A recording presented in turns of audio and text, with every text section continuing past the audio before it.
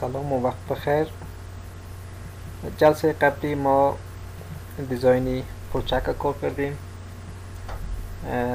در اون مثال اگر فکرتان باشه عمق پرکاری 600 میلیمتر بود. نظر به کد H2 هرگاه اگر عمق پرکاری بالای پلچک بین 600 mm تا 2400 mm یا بین 0.6 تا 2.4 متر باشه، نحوه دیزاین و پیدا کردن مومنت بارهای زنده و همچنان مومنت امپکت لود متفاوت تر است و هرگاه اگر در صورتی که عمق پرکاری بالای 2.4 متر باشد، نحوه دیزاین یا پیدا کردن بارهای زنده و مومنتی که بارهای زنده ایجاد میکنه کاملا متفاوت است. خب برای در این مثال ما عمق پرکاری را تقریبا 2.6 متر گرفتیم که نحوه دیزاینی بارهای زنده متفاوت تر است.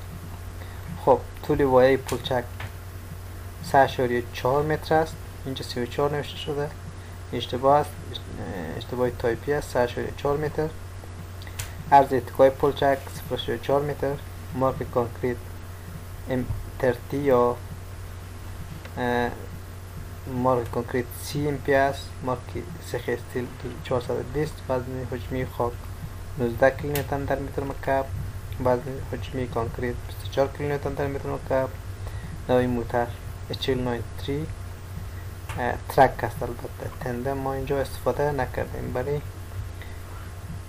دیزاینی بسیار ضخامتی پرکاری 2.6 متر، یعنی فکر کن اینی پلچک که ما اینجا در نظر داریم عمق پرکاری تقریبا اینجا 2.92 متر است. این 2942 mm. حال برای دیزاینی همچون پلچک ها برای دریافتی مومنت بارهای زنده ما یک روشی متفاوت تری را در نظر میگیریم.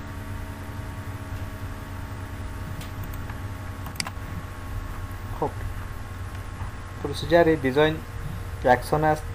مرحله اول ما یک مقطعی از پلچک ما رسم کردیم که پلانش است.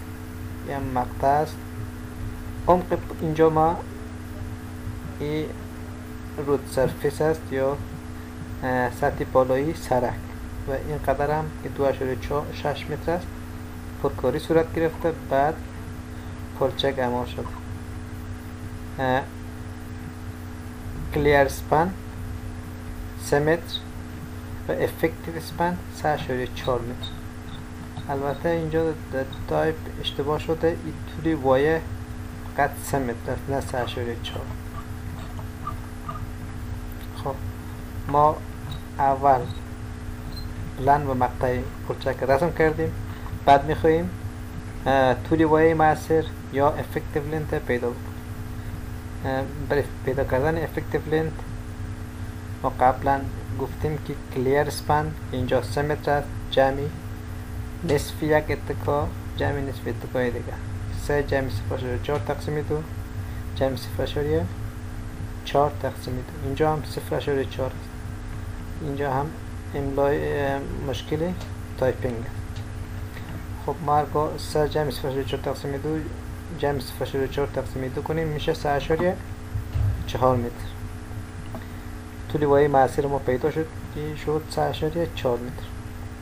مرحله دوم دریافتی EFE است یا Soil Structure Interaction Factor. خب برای این فاکتور هم ما یک فرمول داشتیم که EFE مساوی میشد به 1 جمع 0.2 ضرب HF تقسیم LF. HF عمق پرکاری، LF طول وایه مؤثر.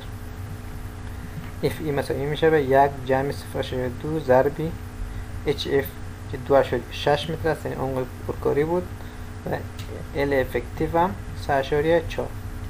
بعد از انجام عملیه جمع و ضرب تقسیم FE مساوی شده به 1.15. برای وضاحت بیشتر شما میتونید به آرتیکل 12.11.2.2.1 2.8 بروید و بیشتر بخونید.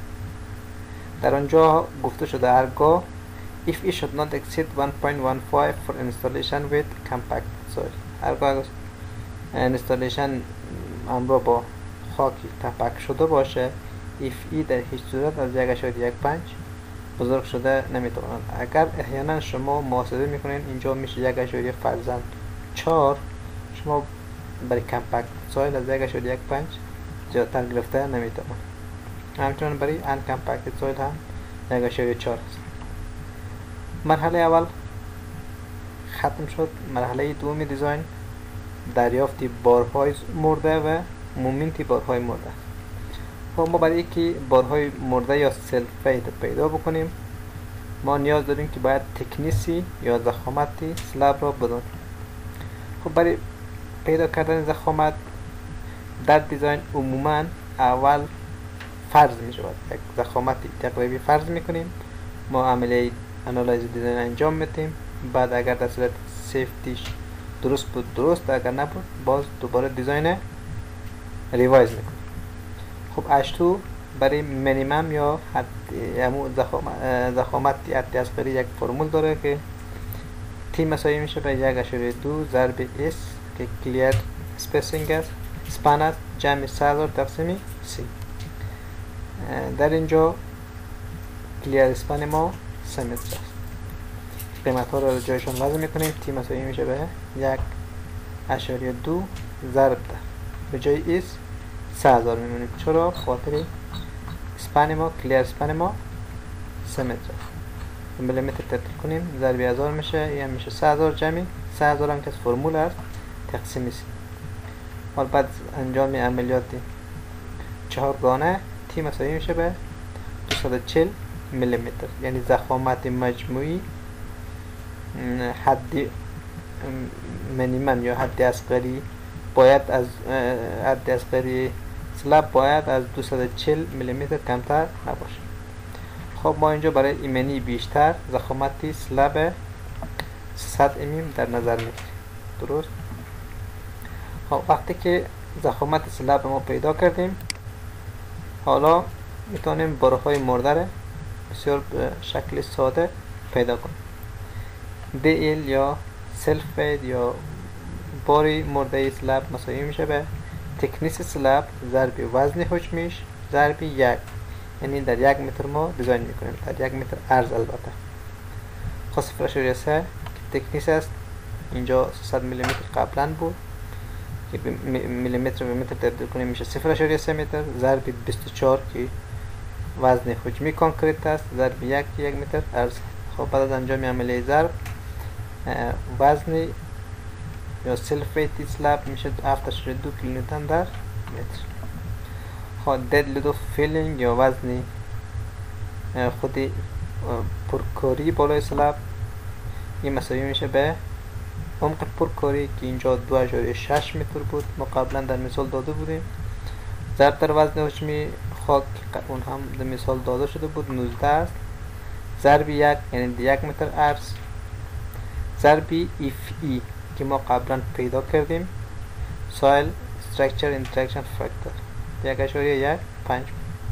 بعد از انجام عملیه ضرب وزن پرکاری شده 56.81 کیلونیوتن در متر.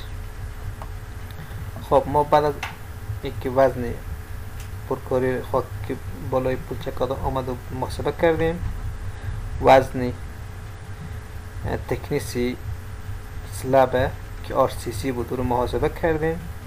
حالا میخوایم وزن مجموعی ددلود پیدا کنیم. توتال ددلود مساوی میشه به ددلود کانکریت جمع ددلودی پرکاری 7.2 جمع 56.81. بعد از اینا رو جمع میکنیم و در مجموع میشه 64 کیلونیوتن در متر. حال وزن مجموعی بارهای مرده را ما محاسبه کردیم. خب بعد از محاسبه وزن مجموعی بارهای مرده مرحله بعدی ما مومنت نظر به بارهای مرده را پیدا میکنیم. یعنی مومنتی که از اثر بارهای مرده در سلاب ایجاد میشه. مومنت بارهای مرده MD مساوی میشه یعنی مومنت دیو دد لود مساوی میشه به W که وزن مجموعی بارهای مرده است ضرب در L افکتیو مربع یعنی طول وایه مؤثر توان 2 تقسیم 8. این فرمول برای سلاب های استفاده میشه که سیمپلی سپورتید باشه یعنی فیکس نباشه. ما سلاب آهن کانکریت قبلا هم گفتیم سلابی است که فیکس نیست یعنی سیمپلی سپورتید است. چه رقمی میبینیم حالا کراس سکشن این سلاب ببینید اینجا این یک اتکاست این اتکای دیگه این اصلی سلاب است. این سلاب فقط اینجا مانده شده یعنی فیکس نیست. این جدا کست شده همراه یعنی این هم جدا کست شده و سلاب هم جدا کست شده یعنی ساخته شده. این فیکس نیست. وقتی که فیکس نباشه مومنت ایجاد نمیشه. از همان خاطر ما فقط تنها پوزیتیو مومنت یا مومنتی مثبت پیدا میکنیم.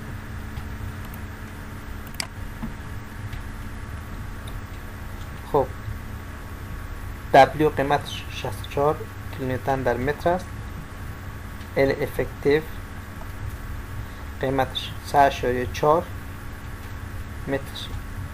متر است که به توان 2 از فرمول است تقسیم 8.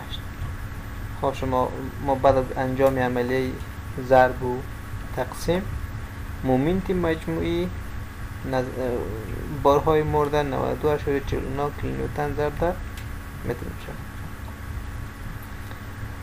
خب مرحله دوم ختم شد. مرحله اول دریافتی افی و افکتیو اسپن بود یا طول وایه مؤثر. مرحله دوم دریافتی بارهای مرده و مومنت بارهای مرده که در این مرحله ما مینیمم تکنیسی که 8 برای دیزاین سلاب ها مد نظر گرفته شده بود نیز پیدا کردیم و عملیه را انجام دادیم. حال مرحله سوم دریافتی مومنت بارهای زنده است.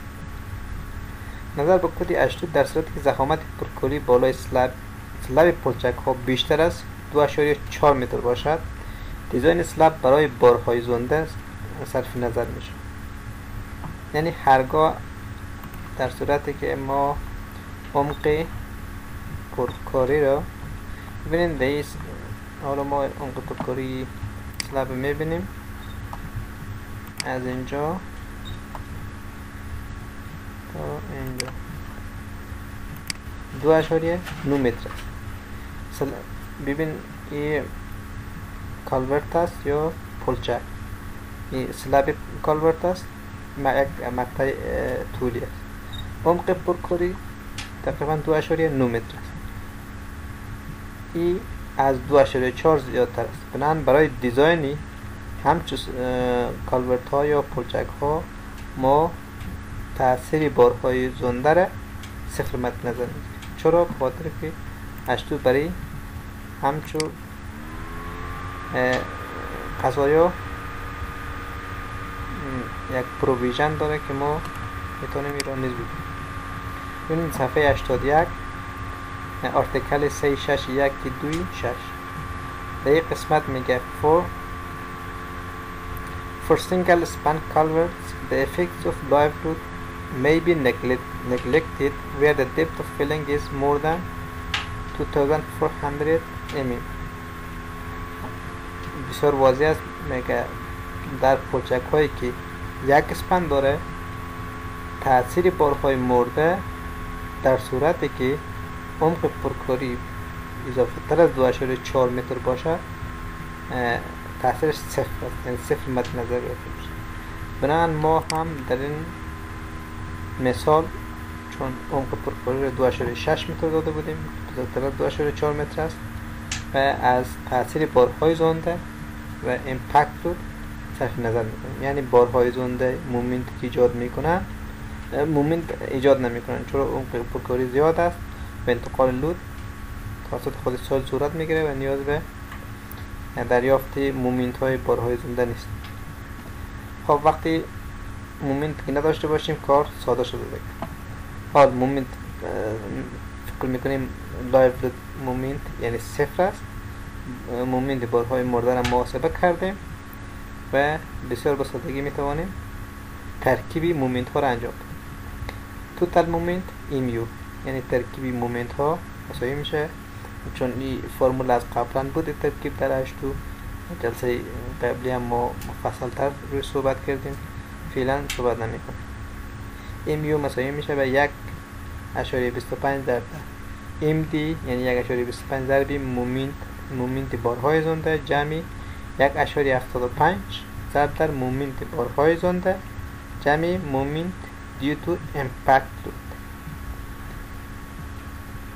خب MU مساوی میشه به 1.25 ضرب در MD مومنت due to live load یا مومنت بارهای مرده که قبلا محاسبه کردیم 92.49 شده جمعی live load and impact load که صفر است.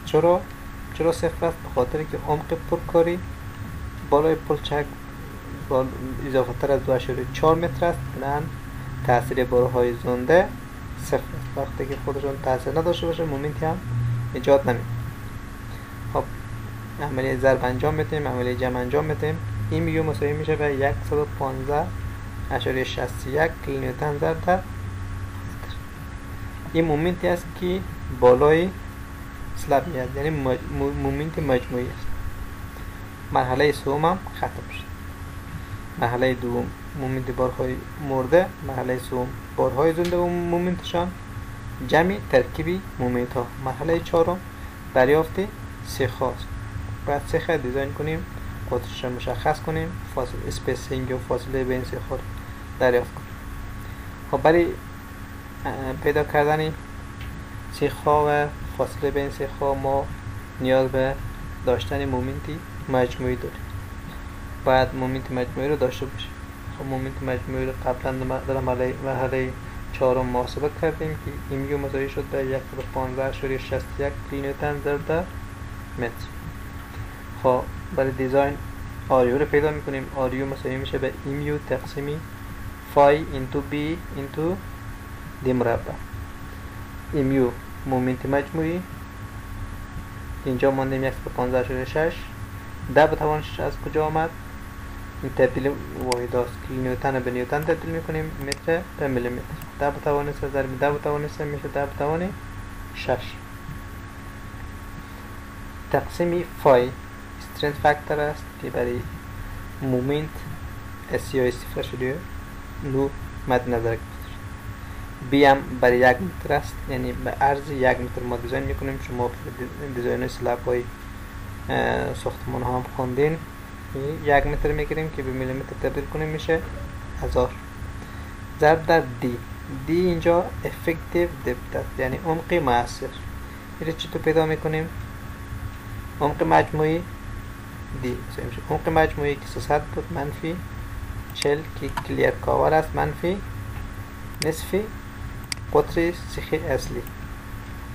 بعد از انجام عملیه تقسیم و تفریق دی مساوی میشه به 252 میلیمتر.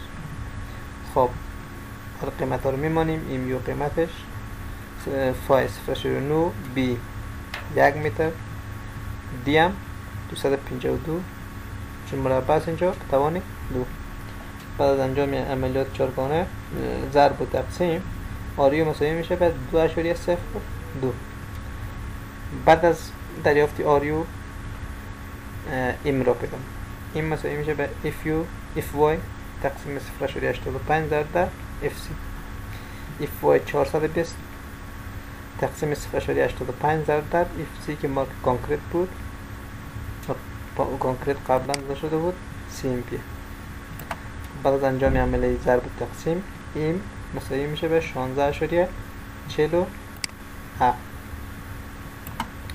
خب ما ام پیدا کردیم، آریو رو پیدا کردیم، حالا فای پیدا میکنیم، یعنی پرسنتیج اف استیل یا فیصدی سیخ. برای دریافت فیصدی سیخ رو مساوی میشه به 1 بر ام ضرب در 1 منفی جذری 1 منفی دو ضرب در ام ضرب در آریو ضرب در تقسیم اف وای قوس بسته. ما ام محاسبه کردیم، رو مساوی میشه به یک تقسیم به جای ام قیمتش میمانیم که 16.47 است. قوس باز یک منفی جذر یک منفی دو ضرب در ام اینجا 16.47 بود ضرب در 1.57 آریو. خب آریو 1.، خب آریو اینجا 2.02 است. با معذرت که اینجا اشتباه شده، 1.57 نیست، 2.02 است. بنابراین اگر ما 2.02 ضرب کنیم قیمت کاملا چیزی دیگره. خب شما در محاسبات که انجام میدین این قیمت استی که آریو رو پیدا میکنین با ما که اینجا تاسفانه فکر نشده، اشتباه شده. خب بعد از انجامی عملیه ضرب و جمع و تفریق و جذر اینجا رو مساوی شده به 0.0048. هرچند این اشتباه است، این باید اینجا به جای 1.57 2.02 می بود که احتمالا این قیمت تغییر میکرد، یعنی با احتمالا این کمتر میشد یا کمتر میشه 100%، این زیادتر میشه البته. خب شما قیمتی غیر بمانین و پیدا کنین، این کار خواندگیتان باشه. فیصدی استیل پیدا شد. حالا ما میتوانیم از روی فیصدی استیل بتونیم اریای استیل پیدا کنیم، یعنی مساحت سیخ‌ها. مساحت سیخ مساوی میشه به رو، یعنی پرسنتیج استیل 0.388.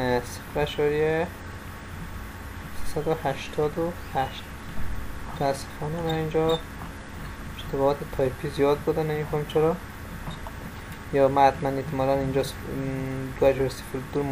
ماندم شاید این شده. خب هر صورت شما پرسنتیج استیل ضربی کراس سکشن میکنید. استی مثلا میشه به 0.00 اینجا 188 است. خب نمیفهم این باید 48 میبود، نه 188. خب ضرب بی 1 متر است، ضرب افکتیو دیپ که 252 میلیمتر. خب بعد از انجام عملیه ضرب این شده 1223.712 میلیمتر مربع. خب این مساحت مجموعی سیخ‌ها است. برای دریافت فاصله بین سیخ‌ها ما باید یک قطر مد نظر بگیریم. از روی او قطر میتونیم فاصله بین سیخ‌ها رو پیدا کنیم. خب اینجا ما قطر 16 میلی رو در نظر گرفتیم.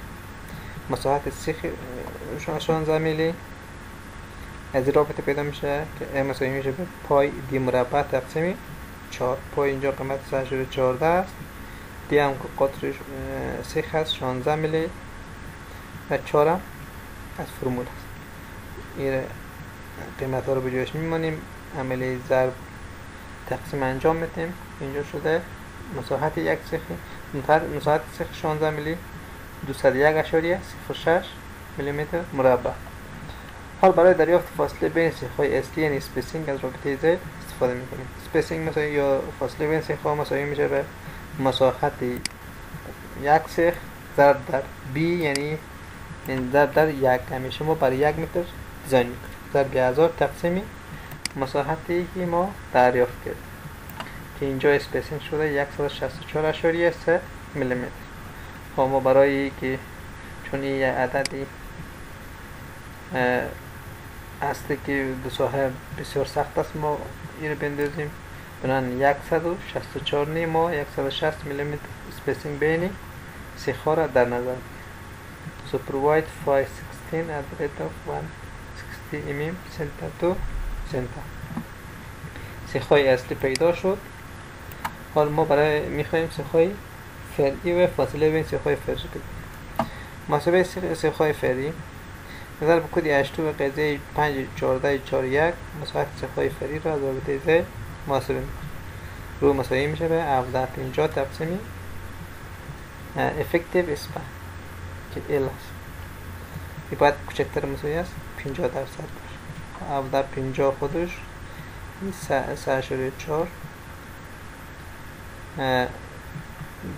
افکتیو اسپن بود که ما تبدیل کنیم به میلیمتر 3400 میلیمتر می شود. بعد از انجام عملی تقسیم و جذرگیری رو مساوی شده به 30.01%. این کوچکتر مساوی است 50%. البته این مساحت سیخ‌های فیصدی سیخی فرعی است یا distribution reinforcement. این باید کمتر یا مساوی از 50% سیخ‌های اصلی باشه. خب ما سیخ اصلی رو داریم 1223 من 30% 0.3% ضرب در اینجا 1171. خب باز هم متاسفانه اشتباهی تایپی است. البته من مثال اول که کار کرده بودم او رو دوباره کپی کردم و وقتی مثال دوم کار کردم تا قسمت مومنت کار کرده آمدم دیگه، بعد اینا رو ادیت نکردم. بعضی جاهاش از پیش مانده که ادیت نشده. ای باید 1223.712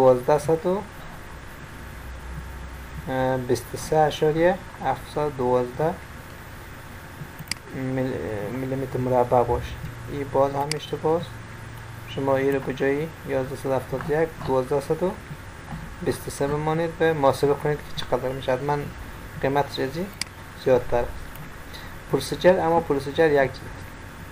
قطر سیخ‌های اصلی سلایب پلچک رو 10 میلیمتر مد نظر گرفتم.